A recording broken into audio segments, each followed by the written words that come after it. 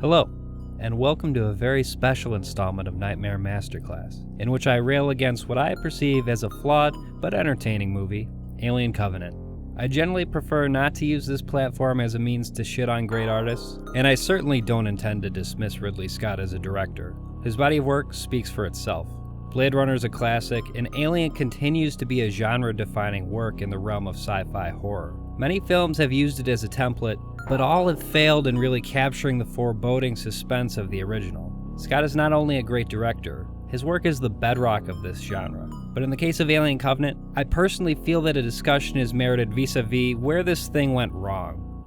It's something that has been lingering in the back of my head since I saw the film last weekend. Don't get me wrong, it was an enjoyable movie-going experience, but there's one major problem with this film that's really sticking in my craw.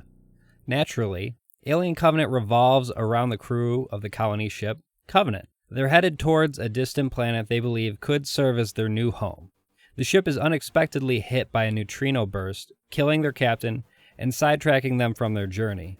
After hearing an erstwhile signal from an Earth-like planet nearby, the crew opts to check out the situation in hopes that this planet might potentially serve as their new home. And things go south from there. If you've seen the movie, you know what I'm talking about. I won't summarize the whole thing for you.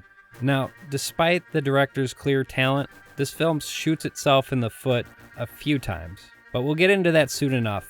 First, let's discuss what the film does right, because I do think it's an entertaining and at times successful movie. Needless to say, this video contains spoilers, and if you haven't seen the film, you're gonna want to hold off on watching this. First and foremost, the film is beautiful, and I'd expect no less of Scott in that regard. And I would be remiss not to praise Scott's longtime collaborator, Dariusz Wolski, who served as the cinematographer on this production. Per usual, they've nailed the rustic yet futuristic style of technology that really works so masterfully in the original Alien film. And the exterior shots are gorgeous. I really have nothing but good things to say about the visual element of this movie. It's stunning. As stated, the first act of the movie depicts the crew of the Covenant suffering a blast of cosmic rays. And aside from the effective depiction of just how much of a bitch space travel really is, the first act also works to set up the story in an engaging way. Really, with the exception of a few distinctly cheesy lines of dialogue, it's almost beat for beat perfect. Just an aside here, I really have a fondness for the claustrophobic, intimate sort of horror offered by the close-quarter, isolated settings such as the ship in the original Alien, and the same is true for the first act here. There were a few select characters I really cared about, based largely on the charisma of the actors playing them. Michael Fassbender's performance, both as David and his updated counterpart Walter, is uniformly excellent. Both performances are unique and impressively serviceable to the types of characters he played. And I've got to think that's not an easy feat. While we're on the subject of acting, Danny McBride did a tremendous job in this movie. I suppose I shouldn't be surprised, as comic actors often have a hidden talent for dramatic performances. I think he could have a promising future as a dramatic actor, if that's the route he wants to take. Anyway, I hear he's writing the next iteration of Halloween, so that should be interesting. On to another positive note. Let's talk about a major plot point I found to be intriguing. The evolution of David as a character is what I'm talking about here. David's descent into madness is a little on the nose in terms of dialogue, but the basic premise of his departure from sanity is both thought-provoking and an unexpected twist. Then again, maybe I should have seen it coming considering a few questionable actions taken by David in the previous film. Maybe David's disdain for humanity has been slowly festering throughout the course of his synthetic life. And in this way, I didn't quite expect the film to connect to Prometheus, the film's chronological and cinematic predecessor. At least not quite like this. And that was a delightful surprise in my book. David's cynical view of humanity is something that piqued my interest, and he served as a worthy antagonist for the Covenant crew. I've mentioned that the first act of this film is essentially good. Yet, once the exploration team sets out to determine the source of the signal, the movie takes a few disappointing turns. The utter stupidity of the characters in this film makes it generally unbelievable. Of course, this was also a recurring problem for Prometheus, and Covenant is continually frustrating in this same way.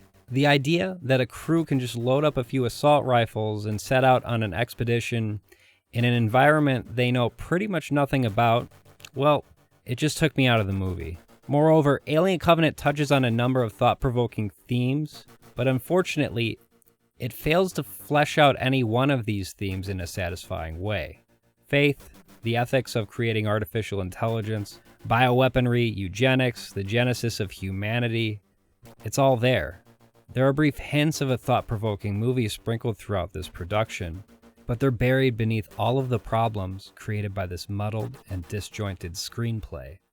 Now, this is pure speculation, but I think this trouble with the disjointed story is in part due to the tepid reception of Prometheus. I was actually a fan of this film, and it seems to be a bit of a dissenting opinion. It was given a lot of shit by Alien fans. But that film's success, in my opinion, is largely due to its treatment of the engineers, an as of yet unexplored part of this cinematic universe. Sure, the movie was imperfect, but I really think it was a risk for Scott to branch out into this territory, and I admire that he took on the endeavor. Yet, the dialogue in Prometheus is uniquely terrible, even accounting for the fact that it's part of a genre known specifically for bad dialogue. In this way, again, Covenant suffers from some of the same problems as Prometheus. Frankly, a few lines in Covenant left my mouth agape with how hackneyed and stale they were. In particular, Captain Orum's lines about faith were, well, I just don't know what they were going for there. It was bad. People don't talk like that. Now, it could be that there's something interesting going on with respect to the value of faith in the face of major challenges, but if that's the case, it was really lost on me because I just couldn't get past the awful dialogue. Here's what I think happened. While simultaneously attempting to placate fans of the Alien franchise, as well as vocal critics of the direction taken with Prometheus, Ridley Scott put too much on his plate, and the film suffers because of this. This film tries too hard to tie the themes of Prometheus together into a cohesive story. The result is a number of awkwardly written scenes designed to keep the story moving forward and making sense. Alien Covenant over-explains through expository dialogue when it should be creating horror by instilling a sense of mystery. And unfortunately, what we're left with is a disjointed movie that explores some interesting territory, but ultimately doesn't go anywhere significant. You know, every single negative aspect of the film I've mentioned thus far could be forgiven were it not for the film's central problem, which is something I simply can't let go. Covenant essentially works to further demystify one of the most iconic, terrifying monsters in the history of the medium. Why was this necessary? The central reason Alien is a classic sci-fi horror film is because the depiction of the xenomorph was decidedly sparse and extremely selective. It evokes a sense of mystery, and with the unknown comes a distinct sense of dread. In Alien, the audience is partly terrified because of what the creature could be. We aren't spoon-fed information about the alien. In fact, we're given almost nothing to work with in terms of concrete details. And that's why we're terrified. We've got no idea what's going to happen. We find out, along with the characters, how the alien operates.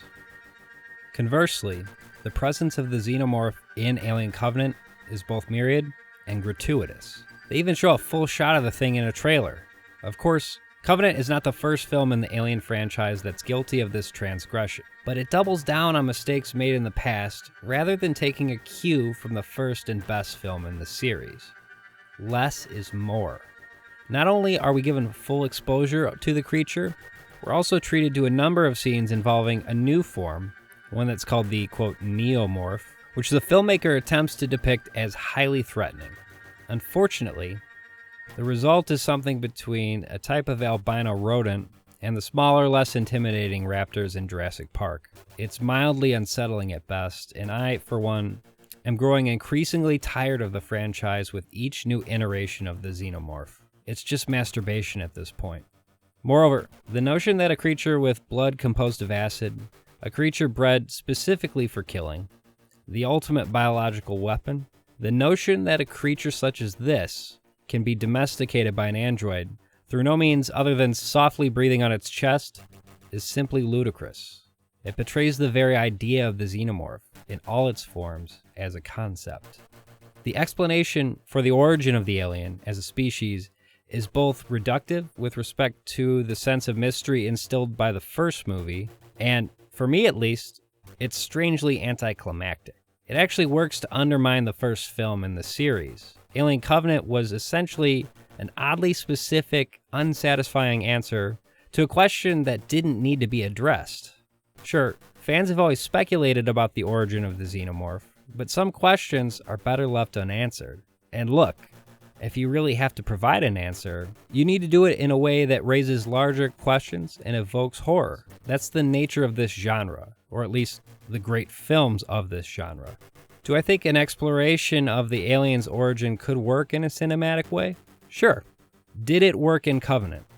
Not really. Think about it. Watch Alien with this film in mind, and tell me if the explanation for the origin of the xenomorph presented in Covenant properly informs or supplements the horror of this classic film in any way. I'm sorry, but it just doesn't. And if a prequel can't do that, it's a failure.